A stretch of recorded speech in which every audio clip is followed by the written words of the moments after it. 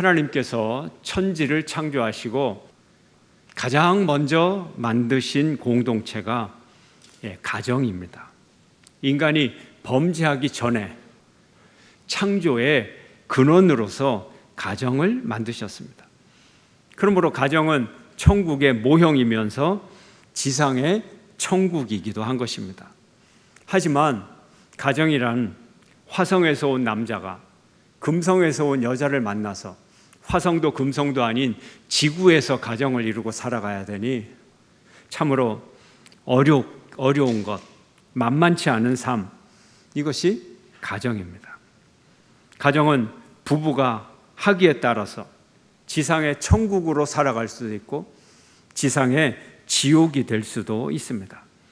오늘 가정의 행복을 지키는 5가지 원리로 은혜를 받겠습니다. 첫 번째, 가정의 행복을 지키라. 가정의 행복을 지키라. 가정의 행복을 지키는 원리, 어떻게 제목과 소제목이 같습니까? 같은 이유는 가정의 행복을 지키라, 여기 지키라고 하는 동사를 강조하는 거예요. 지키라. 우리가 정원을 가꾸어야 정원에서 꽃이 피고 아름답습니다. 아무리 넓은 정원도 가꾸지 않으면 그냥 잡초의 풀밭일 따름입니다. 정원을 가꾸어야 아름답듯이 가정을 가꾸어야 아름답습니다. 우리가 정원이나 텃밭을 가꾸려면 관심이 있어야 되고 수고를 해야 되고 노동을 해야 되고 땀을 흘리고 고통스러운 여름에 뙤약볕 밑에서도 일을 해야 되고 또 사랑이 있어야 됩니다. 가정을 가꾸지 않고 행복하기를 원한다면 씨앗도 뿌리지 않고 정원에서 꽃이 피고 열매가 맺기를 바라는 그런 심보와 같습니다.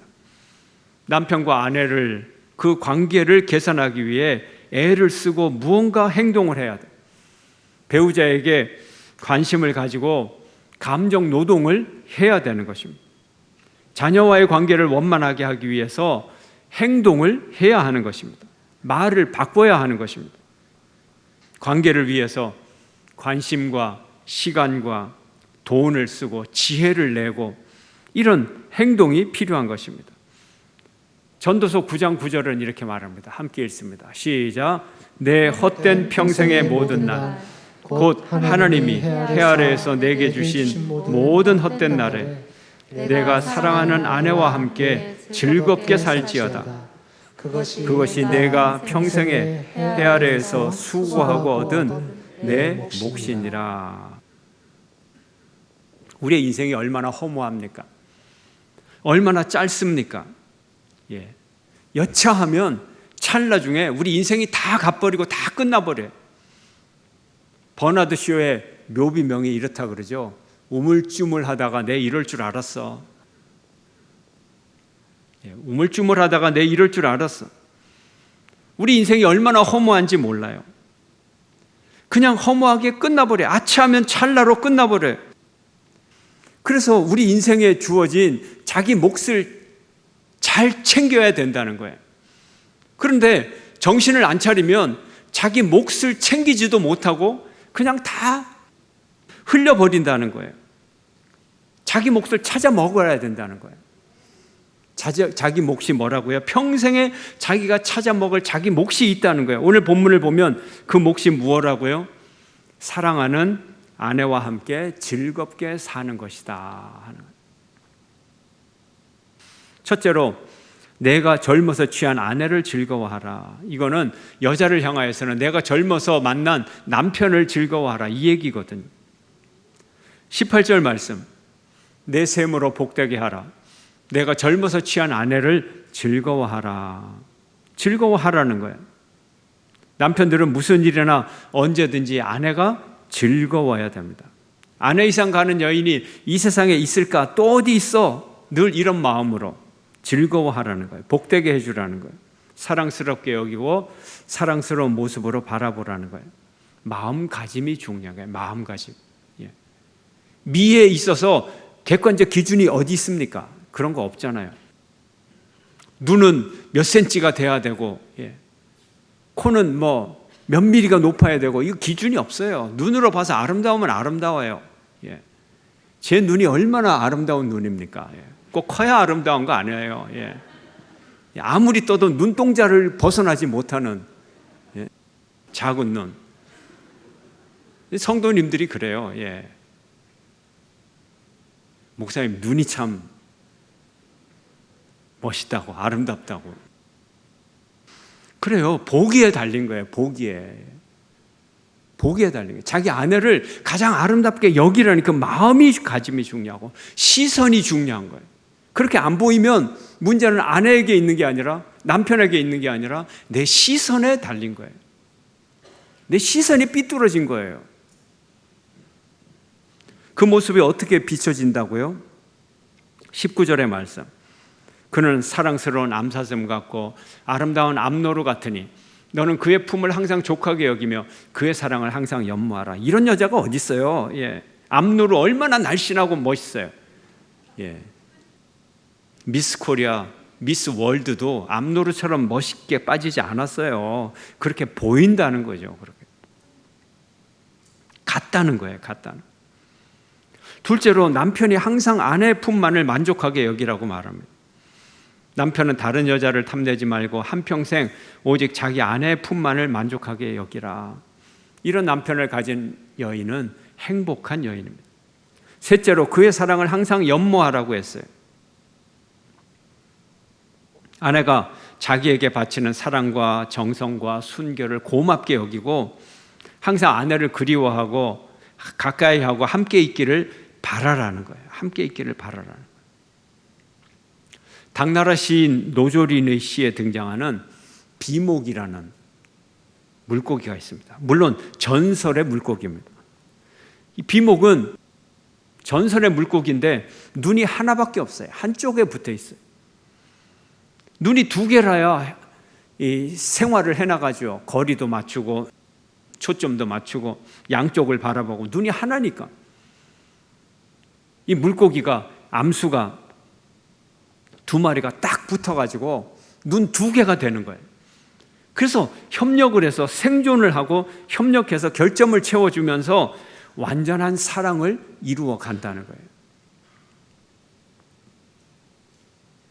르시와 시인이 외눈박이 물고기의 사랑 시를 썼어요. 외눈박이 물고기처럼 살고 싶다. 외눈박이 물고기처럼 사랑하고 싶다. 두 눈박이 물고기처럼 세상을 살기 위해 평생을 두 마리가 함께 붙어 다녔다는 외눈박이 물고기 비목처럼 사랑하고 싶다. 우리에게 시간은 충분했다. 그러나 우리는 그만큼 사랑하지 않았을 뿐 외눈박이 물고기처럼 그렇게 살고 싶다.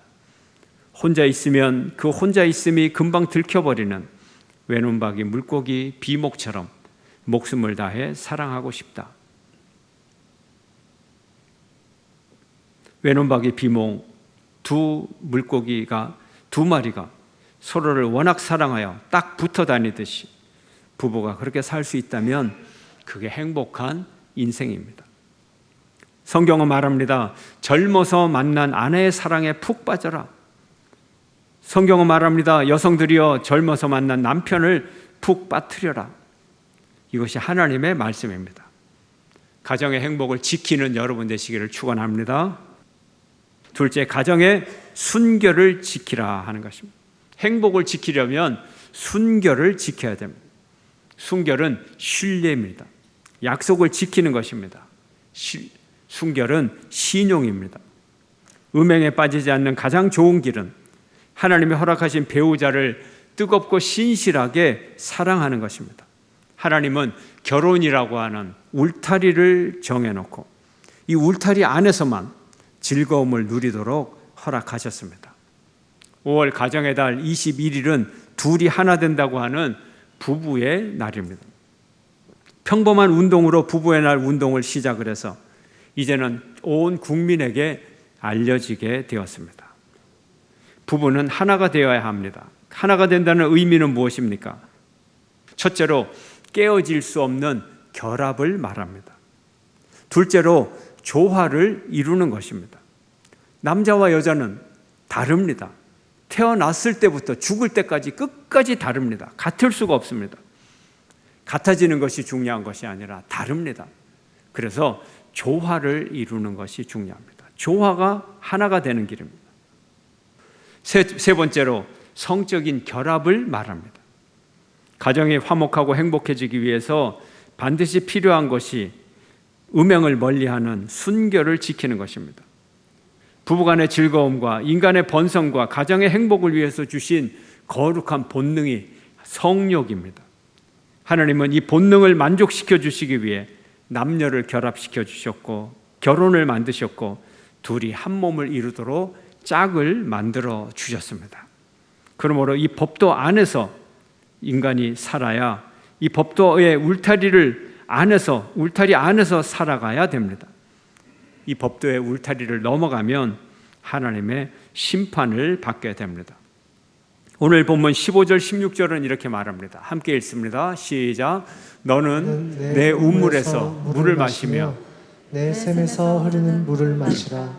어찌하여 내 샘물을 집 밖으로 넘치게 하며 내 도랑물을 거리로 흘러가게 하겠느냐. 예, 여기에 샘물, 부부의 기쁨입니다. 가정에 주신 하나님의 축복입니다. 이 축복의 샘물을 밖으로 흘려버리면 안 됩니다. 이것은 부부간의 믿음입니다. 서로 간의 정절을 지키며 둘만의 애정으로 만족하는 생애를 살아가는 것을 말합니다. 집안의 샘물, 남편과 아내의 육체적 정서적 교류를 말합니다. 샘물은 우리의 삶의 필수이듯이 가정을 이루는 데 필요한 것이 바로 아내와 남편의 서로에 대한 만족과 사랑입니다. 가정에서의 관계의 만족은 제한적이고 비밀스러운 겁니다. 공개되면 부끄러워지고 공개되면 수치스러운 일이 됩니다. 이것이 샘물을 밖으로 흘려보내지 않고 지킨다는 말의 의미입니다. 가정의 순결을 지키는 여러분 되시기를 축원합니다. 세 번째, 가정의 가치를 지켜라. 가치를 지켜야 행복을 지킬 수 있습니다. 첫째로 가정이 가치가 있죠. 하나님이 창조하셨고 하나님이 이렇게 축복으로 주셔서 가정 자체가 가치가 있는 하나님의 축복입니다. 가정을 잘 유지하는 것, 이것이 가치가 있는 일입니다. 그리고 두 번째로 가정의 가치란 모든 가족이 거룩한 가치를 따라가야 됩니다. 우리가 거룩한 가치를 따라갈 때 그것이 무엇입니까? 하나님의 뜻, 하나님의 말씀. 이것이 우리가 추구해야 될, 우리가 따라가야 할 가치인 것입니다. 하나님께 영광 돌리고 말씀대로 살아온 가정은 하나님이 주인이 되시고 하나님이 이 가정을 보호해 주시고 말씀의 능력이 그 가정을 보호해 주실 것입니다. 믿음을 최고로 여기며 말씀을 붙잡고 살아가기를 축원합니다. 가정의 가치를 지키는 여러분 되기를 축원합니다. 네 번째, 가정에 주신 축복을 지키라 하는 것입니다. 담장 안에 있는 샘물, 담장의 샘물. 오래전 농촌을 한번 생각을 해보십시오. 오래전 농촌. 어떤 집은 마당에 우물이 있어서 그 집안 식구들은 자기 마당에서 자기 우물을 사용합니다. 근데 마당에서 물이 나오지 않는, 아무리 파이프를 박아도 펌프가 되지 않는 집은 어쩔 수 없이 동네 우물을 이용을 합니다. 그럴 수밖에 없습니다. 담장 안에 있는 샘물로 가족들이 조리하고 요리하고 세면하고 세탁하고 청소하고 꽃과 채소에 물을 주고 다 감당을 합니다. 가정의 축복이에요. 그렇다고 해서 이 우물을 이웃과 공유할 수가 없어요. 새벽부터 문을 활짝 열고 이웃이 와서 물을 길러가고 또 여름에는 멱도 감고 내 집 우물에서 옆집 사람이 와서 여름에 덥다고 멱을 감고 집안이 어떻게 되겠어요? 가정의 샘물, 이웃과 함께 할 수가 없어요. 함께 하면 이건 큰 수치스러운 일이 되고 가족의 문제가 다 알려지게 되고 더 큰 문제와 더 큰 갈등이 생기고 잘못하면 가족의 울타리가 무너질 수가 있습니다. 가정의 축복을 잘 지켜야 돼요. 가정의 축복 중에 최고의 축복은 자녀들에게 믿음을 물려주는 것입니다. 믿음을 물려주는 것, 이것이 최고의 축복이에요. 그리고 믿음을 물려받은 사람은 최고의 축복을 이미 받은 겁니다. 더 이상의 축복은 없어요. 최고의 축복을 이미 받은 존재. 그리고 이 최고의 축복을 자녀들에게 물려주시는 여러분들이 되시기를 주의 이름으로 축원합니다. 아브라함의 축복이 이삭에게, 이삭의 축복이 야곱에게, 그리고 12지파에게 흘러갔습니다. 가정의 축복을 지키는 여러분 되시기를 축원합니다. 마지막 5번째, 지혜의 말씀을 가까이 하라. 이것이 가정의 행복을 지키는 지름길입니다. 그런즉 아들들아, 나에게 들으며 내 입의 말을 버리지 말고 하나님의 말씀을 지키는 것, 이것이 지혜요. 지혜를 따르는 것, 이것이 가정의 행복을 지키는 것입니다. 21절 오늘 본문은 이렇게 말합니다. 함께 읽습니다. 시작. 대저 사람의 길은 여호와의 눈앞에 있나니 그가 그 사람의 모든 길을 평탄하게 하시느니라. 예, 여기서 하나님이 모든 길을 평탄하게 하시느니라. 평탄하게 한다는 것에 다른 또 의미가 있어요. 다르게 번역할 수가 있어요. 그 번역의 내용은 그 사람의 모든 길을 헤아리시느니라, 이렇게 번역이 될 수가 있어요. 사람이 어떤 길을 가든지 간에 하나님은 다 헤아린다는 거예요. 다 헤아린다는 거예요. 어떤 사람은 말합니다. 인류가 수십억이 되는데 하나님이 그 길을 어떻게 다 헤아리느냐고. 아니요, 지금도 다 헤아릴 수 있어요. GPS만 키면요, 스마트폰으로 지금 전 세계 모든 사람들이 다 스마트폰을 갖고 있는데 GPS만 키면 지금도 슈퍼컴퓨터로 연결만 해버리면 모든 사람들 어디로 어떻게 생활하는지 다 알 수가 있어요. 지금도 인간도 알 수 있는데 하나님이 모르시겠어요? 하나님께서 다 모든 인생의 길을 헤아리고 계시고 하나님의 눈앞에 모든 인생길이 있어요. 하나님이 다 눈앞에서 보고 계신다는 거예요. 하나님이 우리를 코앞에서 눈앞에서 보고 계시니까 코람데오, 이 코람데오의 영성을 가져야 됩니다. 이 코람데오의 영성을 가장 잘 실천한 사람이 구약의 요셉입니다. 요셉은 하나님의 영이 함께하는 최고의 지혜자였습니다. 지혜자가 어떤 사람입니까? 하나님의 큰 능력을 받은 사람입니까? 지혜자들은 IQ가 높습니까? 그렇지 않아요. 지혜자들의 특징은 지혜의 원칙을 미련할 만큼 철저하게 지키면 지혜자가 되는 거예요. 요셉이 주인 보디발 장군의 아내로부터 유혹을 받았을 때 요셉은 그 자리를 피했습니다. 그 자리를 피한 이유가 무엇입니까? 창세기 39장 9절 말씀입니다. 함께 읽습니다. 시작. 이 집에는 나보다 큰 이가 없으며 주인이 아무것도 내게 금하지 아니하였어도 금한 것은 당신뿐이니 당신은 그의 아내이니라. 그런즉 내가 어찌 이 큰 악을 행하여 하나님께 죄를 지으리이까. 요셉이 이 유혹을 이기는 첫 번째 이유는 윤리 도덕적인 이유입니다. 주인의 아내와 어떻게 잠자리를 함께 할 수 있습니까? 도덕적 이유예요.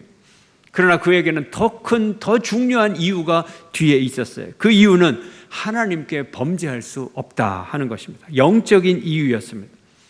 하나님의 눈동자를 늘 의식하고 있어요. 하나님이 지금 바라보고 계세요. 하나님 위에서 보고 계세요. 어떻게 죄를 지을 수 있겠습니까? 우리는 하나님 앞에 서 있습니다. 하나님이 우리의 가정사를 다 보고 계십니다. 우리가 말씀을 따르는지 다 보고 계세요. 알고 계세요. 우리가 걷는 이 길을 다 하나님이 보고 계십니다. 언제든지 우리는 유혹을 받을 수 있습니다. 그러나 유혹에 넘어가서는 안 됩니다. 하나님이 보고 계시기 때문에. 제 몫이 아닌 것에 빠지면 죄가 됩니다. 남의 몫을 탐내서 차지하려고 하면 제 몫도 놓치고 남의 몫도 놓치고 다 놓치고 죄가 되는 것입니다. 모든 인간관계에 다 적용되는 이야기입니다. 한 사람이 박사과정에 들어갔는데 공부를 하다 보니 자기 선생님의 이론이 마음에 안 들어요. 다른 선생님 학설에 기웃거립니다. 그러다가 자기 선생님에게 쫓겨나는 경우가 종종 있습니다. 제자의 길이 아니죠. 선생님을 바라보며 존경하는 마음이 있어야 돼요. 와, 우리 선생님은 천재야. 100년에 한 번 나올까 말까 한 위대한 학자야. 어떻게 이런 생각을 하지? 어떻게 저렇게 멋진 강연을 하지? 어떻게 저렇게 멋진 부류의 명작을 집필하실 수가 있지? 자기 선생님이 위대하게 보여야 돼요. 영웅처럼 보여야 되는 거예요. 근데 그렇지가 않죠. 악인은 자기 잘못에 걸립니다. 낭패를 당합니다. 악인은 자기의 악에 걸리며 그 죄의 줄에 매이나니. 낭패하지 말아야 돼요. 그래야 가정의 행복을 지킬 수 있어요.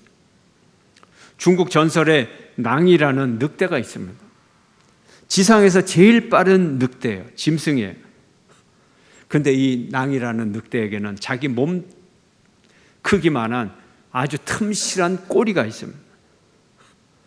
낭이 먹이를 잡으려고 세차게 달려갑니다. 세상에서 제일 빠른 그 걸음걸이로 먹이를 향해 달려갑니다. 그런데 결정적인 순간에 자기 꼬리를 밟고 자기가 넘어집니다. 지상에서 제일 빠른 짐승이지만 결국 제 꼬리를 밟고 지가 넘어집니다. 이것이 낭패입니다. 우리가 예수님께로 나갈 때 찬송가의 가사처럼 낭패와 실망 당한 뒤에 나가게 되는 거예요. 자기만 믿고 살다가 제 잘난 맛에 살다가 제 꼬리 밟는 낭패 중에 그러다가 낭패를 당한 뒤에 믿을 구석이 없어서 예수님께 나가게 됩니다. 실망이 뭐예요? 희망을 잃었다는 거예요. 주님이 아닌 다른 것에 희망을 걸었다가 그걸 잃어버렸을 때 실망합니다. 낭패와 실망을 당했을 때 예수께로 갑니다. 사람이 술에 취하고 욕망에 취하고 정신을 잃으면 결국은 망합니다. 결국은 망해요. 죽음의 길입니다. 하지만 우리가 정신을 잃고 길을 잃더라도 주님의 품 안에 있으면, 주님의 품 안에서 정신을 잃으면, 성령의 새술에 취해서 정신을 잃으면 우리는 안전합니다. 문제될 것도 없고 죽는 일도 없을 것입니다. 우리 인생의 남은 세월을 생수의 근원, 생수의 샘 되시는 예수 그리스도에게 푹 빠져서 살 수만 있다면 얼마나 좋겠습니까? 우리의 남은 세월을 젊어서 맞은 아내와 해로하며 푹 빠져 살 수만 있다면 얼마나 좋겠습니까? 여러분은 이런 행복을 가꾸어 가고 있습니까? 아무런 가꾸움 없이, 아무런 노력 없이 저절로 되리라고 그렇게 기대를 하고 있습니까? 가꾸어 가십니까? 기대를 하고 계십니까? 우리가 하나님이 기뻐하시는 복된 가정을 이루기 위해 음행을 배격하고 순결을 지켜야 됩니다. 그리고 하나님께서 주시는 축복을 한없이 주시는 축복을 사모하고 살아가는 여러분 되시기를 축원합니다. 하나님을 올바로 섬기는 신앙적인 가정을 이루시기를 바랍니다. 하나님의 눈동자 앞에서 하나님의 지혜를 따라가며 행복한 가정을 가꾸어 나가고 온갖 축복의 은사가 가득한 여러분 모두의 가정이 되기를 주의 이름으로 축원합니다.